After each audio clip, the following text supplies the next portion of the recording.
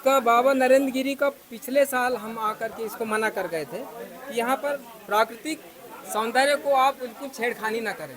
यहाँ पाट के नर्मदा नदी का स्वरूप बिगाड़ रहा था, तो हम उनको बाबा जी को बोले कि इसको बिल्कुल बंद कर दीजिए। जो भी आपका ये टीन शेड और पक्का स्ट्रक्चर कर रहे हैं, इसको बिल्कुल नहीं करने देंगे, सब हटा दीजिए। इसके बाद उनको नोटिस दिया गया, उन्होंने कोई कार्यवाही नहीं किया, बल्कि ऊपर से हमको फ़ोन ऑन कराने लगे, पावर दिखाने लगे कि हम इतने सालों से हैं। इसके बाद हमने कहा कि इसका ऐसा है कि पीवार बना दें। वन अपराध प्रकरण क्रमांक 5958/13 दिनांक 29 अगस्त 2024 दर्ज करा दिया गया।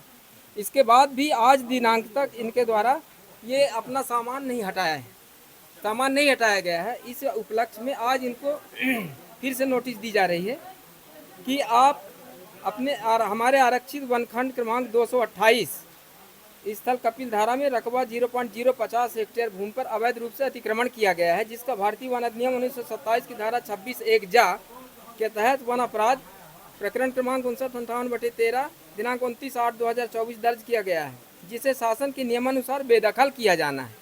अतः आप 7 दिवस के अंदर उक्त भूमि को वन भूमि को रिक्त करें, अन्यथा अतिक्रमण स्थल की समस्त सामग्री जब्त कर लिया जाएगा, जिसके आप स्वयं जिम्मेदार होंगे। बस इसी बात के लिए नोटिस देने आए थे। तो वो यहाँ पर मौके पर फरार हो गए हैं।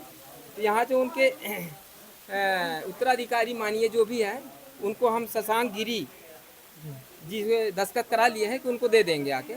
अब बाबा जी जब भी आएंगे उनको रेंज ऑफिस भेजेंगे, ये हम उनसे कह दिया है। अच्छा सर, स्नान के लिए रोकना कितना उचित है, गलत क्या कहेंगे? स्नान के लिए तो इतने दूर दूर से लोग आते हैं जो आस्था के रूप में माँ नर्मदा का दर्शन करके स्नान करते हैं, तो उनके एवज में वो बैरिकेड लगा के रोक लगाते हैं। ये गलत बात है, किसी को रोक नहीं लगा सकते, क्योंकि स्नान करने के लिए वहाँ पर मना है, जहाँ से उद्गम हुआ है वहाँ पर मना किया गया है। बाकी जब आगे नर्मदा नदी का आगे माने प्रवाह हुआ है, तो ये सभी जगह स्नान करते हैं अपने आस्था के रूप में।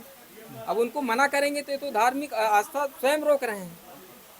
इस प्रकार से ये गलत है। और यहाँ पर वन भूमि में नियमित स्थायी रूप से आवास बनाकर रहना गलत है, क्योंकि हमको आदेश है कि वन भूमि में किसी भी तरह से स्ट्रक्चर बना करके कोई नहीं रहेगा। ये पक्का स्ट्रक्चर है, टीन शेड, लोहे का ये पोल, ये सब हटाने के लिए इनको निर्देशित किया गया है। अगर नहीं हटाएंगे तो हम इसको हटवा के, चाहे अब जैसे भी हटे, चूँकि यहाँ पर कोई मशीन नहीं आ सकती, तो फिर हटवाएंगे अपने से, और इसको जो भी क्षति होगी वो स्वयं जिम्मेदार होंगे। यही